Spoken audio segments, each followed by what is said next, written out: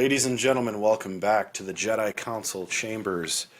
We have journeyed to galaxies far, far away before, and yet again, we revisit some old territory, but in a novel way. You are joining us, the Jedi Council, myself, Urza Master, Lord Uther, and Jedi Master Cilia Maz, as we embark upon the first episode and the subsequent series, the Book of Boba Fett. I won't spoil any of Jedi Master Cilia Maz's fun, because there's plenty to talk about on this episode, Stranger in a Strange Land. Jedi Master Cilia Maz, take us away. Thank you, Jedi Master Urza Master. Thank you, Jedi Master Lord Uther. This one's going to be fun. And thanks to all of you graying Jedi who are now joining us on a brand new chapter in the Star Wars saga, sure to engender passionate debate, lots of lively back and forths. These are ones you're going to want to bookmark and watch again and again in the archive. So make sure you're subscribed and make sure you've got plenty of time to enjoy the fireworks as we debate, discuss, and deliberate on the Book of Boba Fett. This is Chapter 1, Stranger in a Strange Land. It aired 1 year and 11 days after the Season 2 finale of The Mandalorian on December 29th, 2021.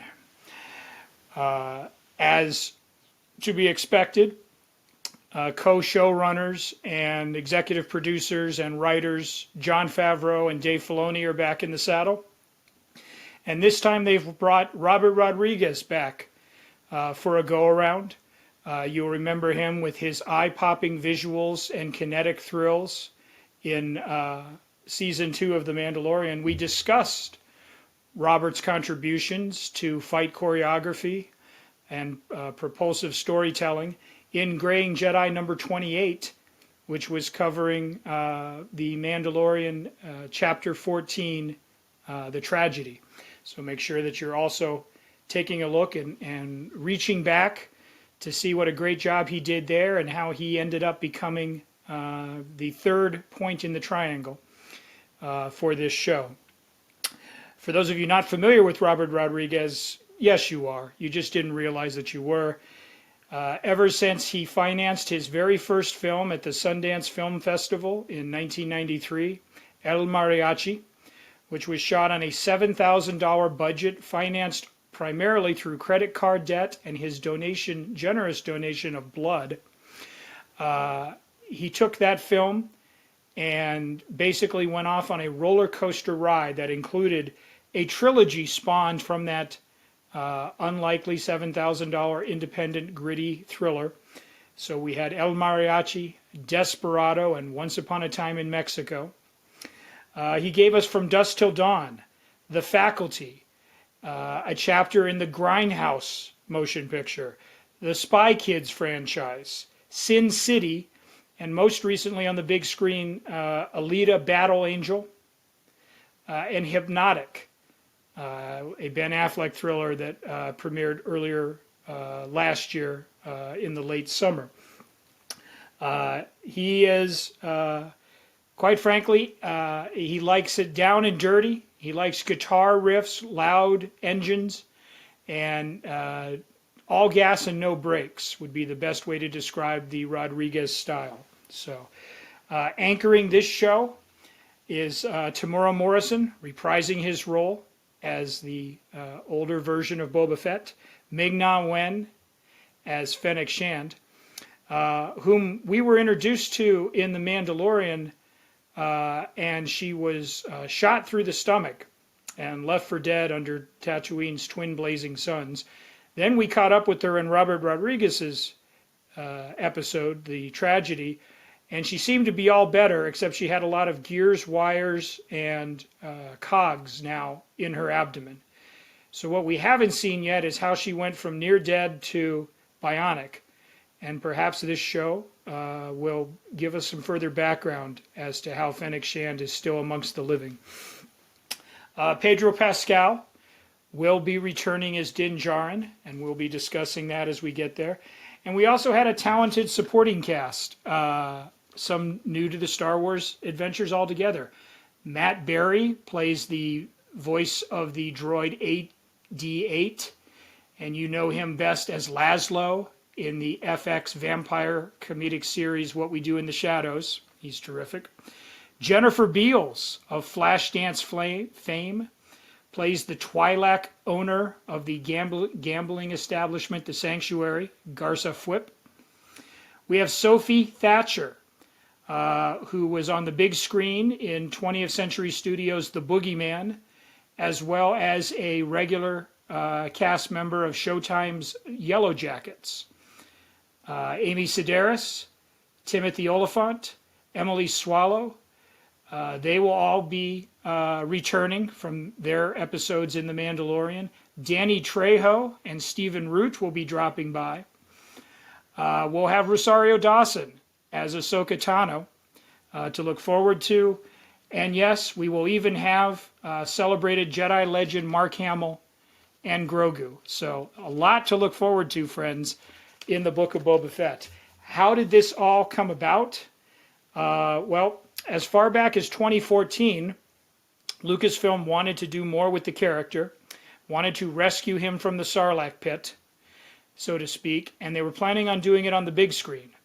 And there was a young up-and-coming director at the time who directed a successful found footage superhero thriller called Chronicle that was released in 2012, and his name was Josh Trank. And Lucasfilm was going to give him a big screen Boba Fett feature based on the success of his prior film. He was also working at the time on 20th Century Studios' Fantastic Four reboot, starring Miles Teller, Michael B. Jordan, Kate Mara, and Jamie Bell. But then fate intervened in a cruel way. Reports of bad behavior, overspending, and general set abuse were haunting Josh Trank.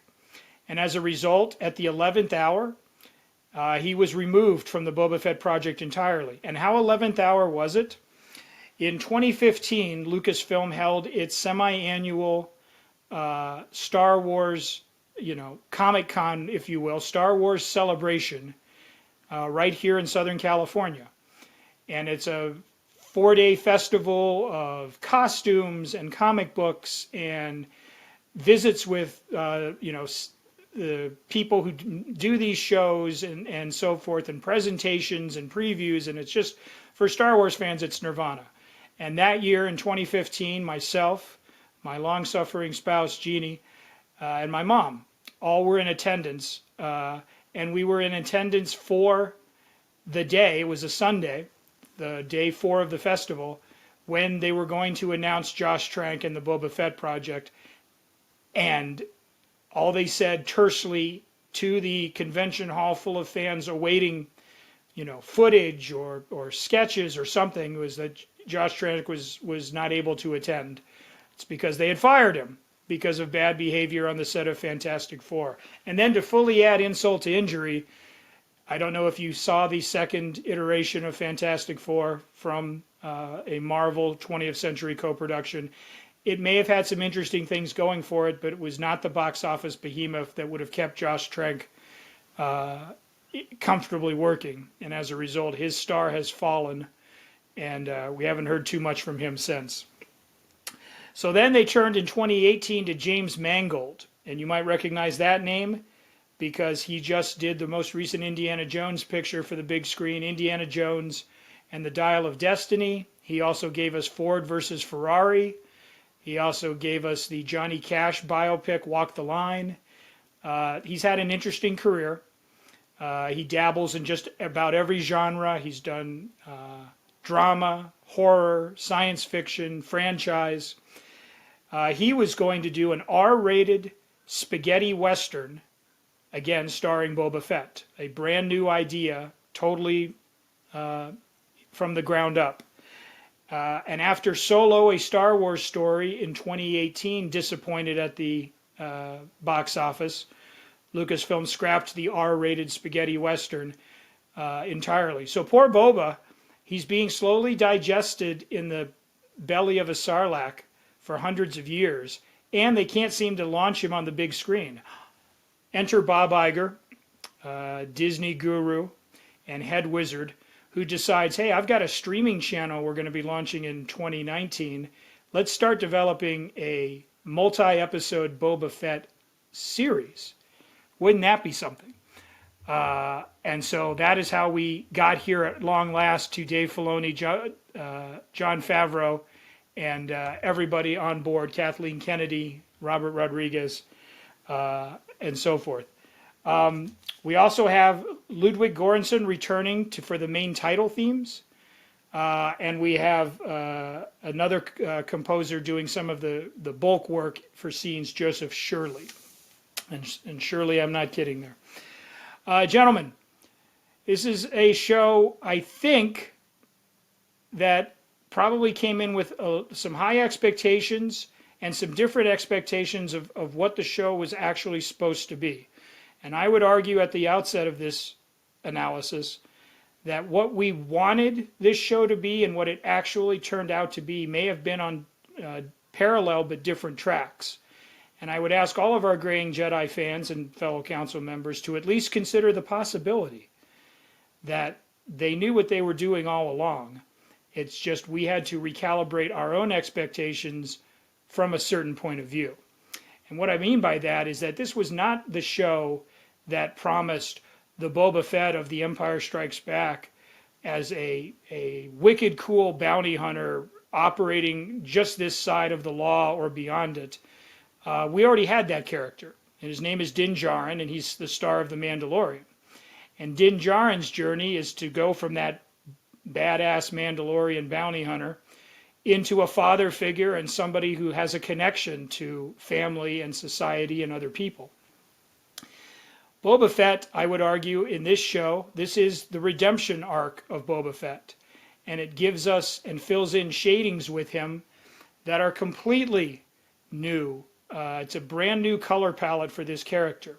I mean, he's basically been a cipher and hidden behind his mask and so forth. We got a glimpse of his youth in Episode 2, Attack of the Clones, with his father Jango. And then there have been appearances in the animated shows and so forth, in the comic books, in the novels. But we've never really seen Boba Fett, as a fully three-dimensional, full-blooded character, clone. And what kind of, drives him and where is he now, especially after being nearly digested by a desert maw. And I think that's what they set out to do.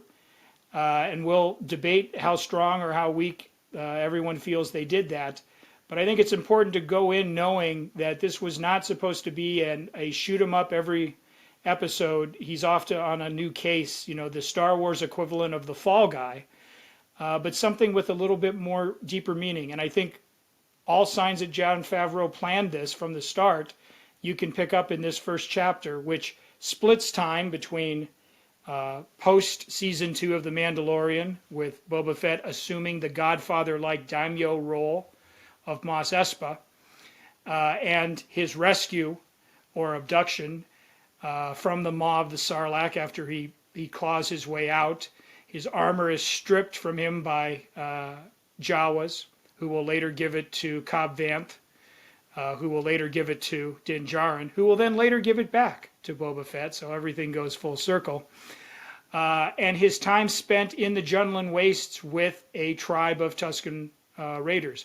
And this, gentlemen, is where I kind of want to start the discussion, because while it's very easy to do the Godfather parallels, the criming, they will pay tribute to me and so forth, the intrigue of the modern stuff, it's actually the lessons that he learns and the bonding that he does with those Tusken Raiders, who again have been basically portrayed in the series for the most part as just grunting indigenous people of Tatooine, also without personality or character.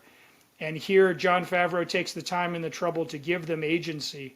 And I would argue, when we circle back to me at the end of our discussion, one of the most powerful scenes in terms of just its utter simplicity and with zero dialogue in terms of communicating character and empathy and everything like that, in the last shot of this episode, this chapter. And I can't wait to discuss that later. But please, Ursa Master and Lord Uther, as the twin suns are setting behind me, and I try to scramble for additional illumination, illuminate our viewers, our fans, our supporters, our subscribers, as to your initial reactions to Chapter 1 of the Book of Boba Fett. I think I was, I don't know, I think it was unique. I went into this expecting it to be somehow a continuation of Mandalorian, and did not really anticipate there to be much of the Boba Fett, shall we say, we grew up with. I guess, I go back to the discussion of playing with Star Wars toys as a kid. Boba Fett, this totally badass bounty hunter, sort of bad guy, but everybody really thought he was cool, so it's kind of hard to think of him as a bad guy in a way, especially as a kid. He's grown. He's older. This is a middle-aged Boba Fett. This is not a 20-something, I want vengeance against the Jedi Boba Fett. This is a Boba Fett that's seen some stuff. This is a Boba Fett that, has kind of seen the dregs of the Empire, the dregs of the Hutts, and probably wants more. And I think I went into that with that same lens. So for me, the Godfather thing probably shone through pretty well, but I don't know. I just kind of went in with no expectations and no preconceived notions as to what this was going to be.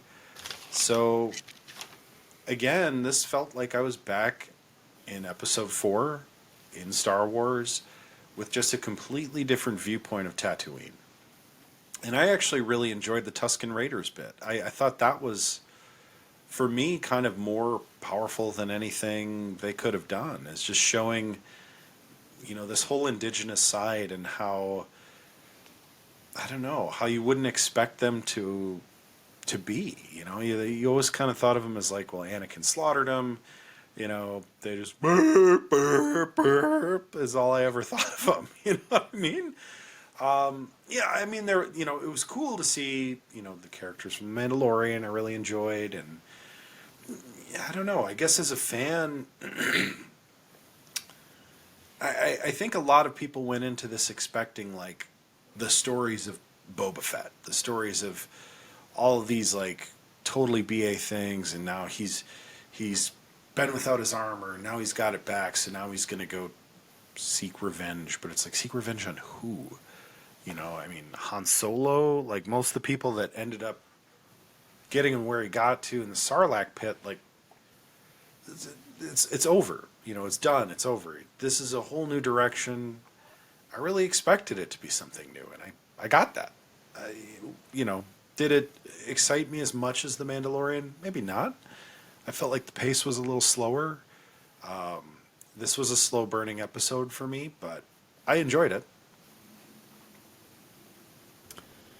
So, I said it before, it's good to go back and watch a series. Like I brought that up, and I think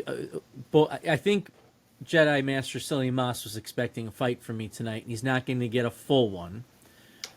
I did like it better the second time around, and I do like your thought process, and it hit me while you're talking, and I was thinking about it, that this is an older Boba Fett. Now, just the way I keep harping on, I want to see Luke Skywalker, prime Luke Skywalker, Urza Master, I agree with you 100%. I think people were going into this with the same, a majority of people were going into it with the same thought process I was, is we were going to see, and we were seeing it with Mandalorian, with Din Djarin, we were going to see that B.A. Boba Fett. I think that's what we wanted, right? And instead, to your point, we're getting this old, because he is older. I mean, a lot older at this point, right? He's got to be. And so that never really occurred to me while I was watching that it is this older Boba Fett. And I think that is important in this grand scheme of things. We've talked about the redemption arc before too. So I'm going to tell you now, I'm kind of struggling with that, because we call out tropes when we call out tropes. The redemption arc in Star Wars is kind of tropey, which I know I brought it up that Grogu could go bad, and Urza Master, I like what he said and kind of straightened me out on that path. That's a trope, and we really don't want to see those anymore in Star Wars, and they are breaking away from that more and more. So if this is a Boba Fett redemption arc, I might struggle with that a little bit. I guess if there's ever a season 2, maybe that'll help. Now, again, I'm hoping against hopes, and I talk about it every episode, and which is probably why we have so many subscribers. I probably bring that in. But anyway, the... can't help myself. Oh, the idea that they're going to get the gang together to go after Thrawn, I want Boba Fett to be a part of that. I want him to be a part of that whole thing. So that's my hope. That's my hope. I'm done. Interesting.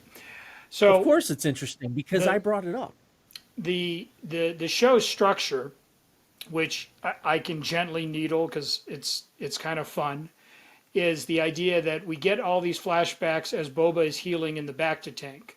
And if we want to play a drinking game this season with these new graying Jedis, every time Boba goes in for a rejuvenating bath in the Bacta, feel free to imbibe your favorite non-alcoholic or adult beverage, and we'll see how tipsy you end up by season's end.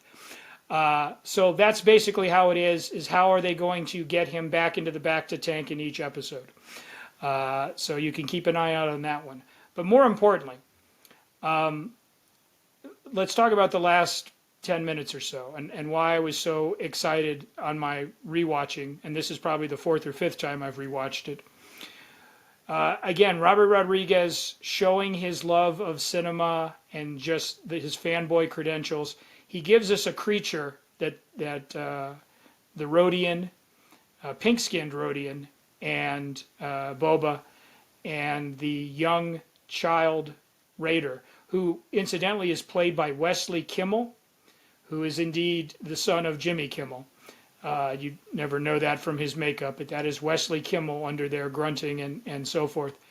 They battle a monster straight out of Ray Harryhausen and his classic stop-motion animation with multi-limbs and sort of his awkward stop-motion gait. That's a clear callback, to what Phil Tippett was doing with the Wampas and the Rancor and the Imperial Walkers. And it's just... It's lower tech. It's not the CGI, but it is a callback to a style of filmmaking that is legendary, but not necessarily utilized in this day and age of Adobe Photoshop and editing suites and the like. So I loved that. But the moment that does it for me, that sells this, is when they come back to the camp. Boba has clearly pulled a Jabba and has strangled the life out of this desert creature. And then we cut back to the Tusken village, and the kid is running up excited because he's holding the severed head of this monster. And he's getting basically the Tusken Raider equivalent of high fives and attaboys and great jobs, and everyone is all abuzz. He's made his first kill, friends, and so forth. And the leader of the tribe, presumably this child's father, comes out and just sort of stares imperiously at the goings on, acknowledges, doesn't show his son any affection. That's not the Tusken way. But he walks over beside Boba. And earlier in the episode, he made a point of taunting his prisoner by not allowing him a drink, or just basically not caring if he was dehydrating in those Tatooine suns. And here, for the final shot of the episode, again, without even acknowledging him, he just holds his arm out and hands Boba the beverage to drink water, because he knows exactly what's happened. And he knows furthermore that Boba has allowed his son to take that little sliver of honor and be celebrated rather than doing it for himself. And so he recognizes in Boba that he is an honorable man despite being a disreputable bounty hunter in the past. And I think that moment alone, delivered with zero dialogue, is a fantastic writing by Jon Favreau, as we've come to expect. But again, it's the first step in Boba's choice to be somebody different. If you followed his characterization in the comic books and the animated shows and all the other ancillary material, he was messed up after the Battle of Geonosis. He was spoiled. He was reckless. He only cared for profit and the job, and he wasn't going to a good place. And this is the show that kind of gives him a fork in the road and says, hey, perhaps here. And even though he establishes himself as a crime lord, he does so with sort of a wry humor and a sense of decency and honor. He's Michael Corleone, if we want to continue the Godfather there. He might be doing bad things, but he knows in his head where his moral compass is. And I believe if we follow that compass, we're going to have some illuminating discussions in the weeks to follow. And again, Favreau's dry wit comes through. When the Aqualish is making his tribute in Jabba's nearly deserted throne room, Boba leans over to Fennec Shand and says, we're going to need a translator droid. Did you catch any of that? It's fantastic. And then when the mayor of Mos Espa blows him off and sends his weaselly assistant, who, by the way, just a fantastic performance of just sheer apologies, but I wanted to throw him in the Rancor pit. That was a fantastic bit of business there, and we haven't seen the last of him. Boba says, I'm the crime lord. He's supposed to be paying me. So just lots of little things like that. It is a slower burning episode, as you say. It doesn't have, it has fight scenes. It has creature battles. It has a big ambush in the center of town where the Gamorreans get to step in and flex their green biceps. It has parkour as Fennec Shand is chasing them through the rooftops and the pipelines of Mos Espa. But yes, I think we're in for a slightly different show. Just like Andor has a personality, Ahsoka has a personality, Mandalorian, I think if you can dial in and get plugged in to what Boba is putting on the Sabak table, you might get a pretty good hand. And so I encourage all of our Graying Jedi subscribers, even if you had your own impressions of this show initially, revisit it with us. Go along on this journey and see if you discover new and exciting things from a certain point of view.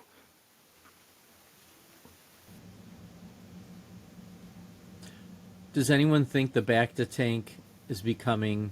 Sorry, I can't help myself. I just want to bring up one more point. Does anyone feel like the Bacta tank is just turning into this end-all, save-all? Or is it just me? I really want one. Please invent it. I was thinking the same thing. Yeah. No, I think it's intriguing. I will say, growing up with, and may he rest in peace, Akira Toriyama's Dragon Ball Z, they have a very similar product to the Bacta tank that they use in that series. So anytime I see one, I get shades of some of my favorite Dragon Ball. And in light of his recent passing, we, the Graying Jedi, extend our deepest condolences to all fans. But I do think it's a bit convenient.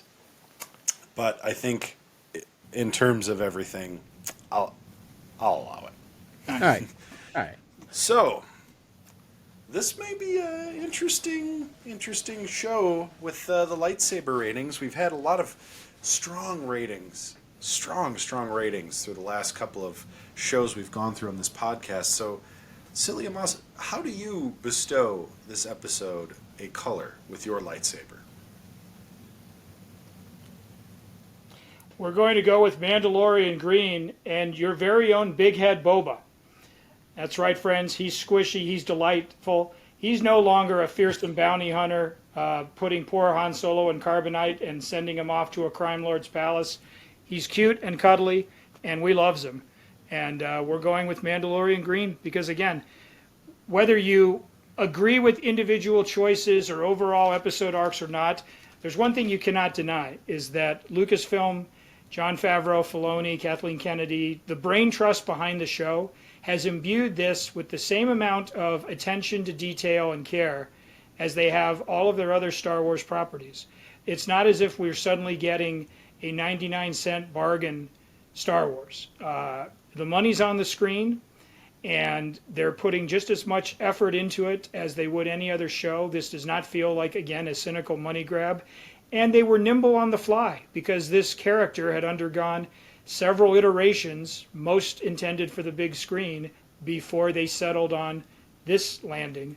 And again, I think it would have been repetitive, and I think it would have felt more than tropey if we had just had the same week in, week out, Boba gets a bounty and then goes off to find a new one. When you have 7, 8, 10 episodes to space out, we want something new served to us in addition to our space battles and hand-to-hand combat fights. Although Fennec Shand, Ming-Na Wen has not lost any of her training from Marvel's Agents of S.H.I.E.L.D. or Mulan. She still knows how to kick a guy in the abdomen, and she totally sells it for me. I would gladly get into a staged fight with Ming-Na and allow her to defeat me, and I would feel like that was a job well done. So Mandalorian green and soft, cushiony Boba for Chapter 1, Stranger in a Strange Land. Lord Uther? I will go Batman Blue. Batman Blue, nice. I love Imaginext DC superhero line. I just think it's wonderful. That's not But Dark anyway, Knight Batman. That's I agree. I trust me. I've got other things going on over there with Batman stuff. But anyway, I was gonna go red. I was. I mean, if this would have been the first time around, I might have gone red. I was not very happy. But of course, having these great discussions with you two, which is why you're on the Jedi Council, with all the wisdom and the thought process and just the amazing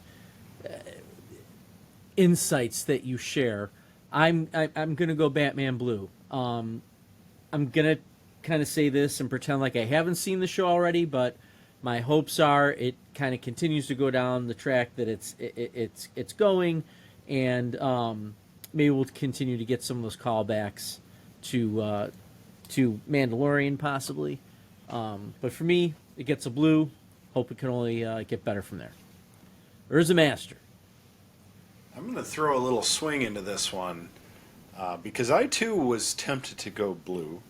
I don't think I ever quite felt red about this episode, but the first time around I was awfully sleepy.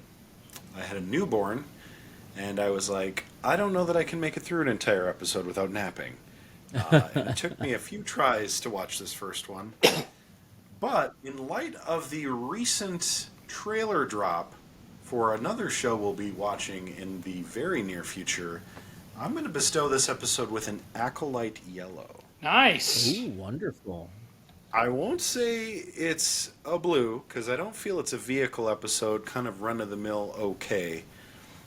It gave me something entirely new, something unexpected, like a yellow lightsaber.